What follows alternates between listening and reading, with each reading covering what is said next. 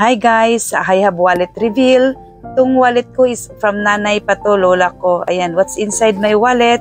Ayan, buksan na natin. Ayan, ito pala siya, very young. Mga picture na mga luma. Ayan, oh. Ayan, 13 years that had passed already since we got married. Ayan, yung mga luma kong picture at luma niyang picture. Buhay na buhay pa rin. Ayan, no? Ayan yung ID ko before ako kinasal. So, meron akong mga 20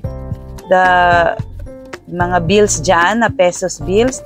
Yun ay ang ano namin sa sayaw nung kinasal kami. The rest of the money, binukas namin ng account. So, nag-open account kami. At yung remaining amount, ayan, tinago ko po yun. Ayan, tingnan ninyo, nandyan pa, no? For 13 years na sa wallet pa na binigay ng nanay ko. Nanay ko is lola ko. Ayan, ito yung picture namin na nakalagay pa rin sa wallet. Meron pa ba kayong ganito, guys? Ayan, yan ang picture namin sa kasal namin. At meron din kaming lumang picture na tinatago-tago ko rin. Ito yung lumang picture, pinakauna naming picture nung magjowa pa kami. Yan, guys!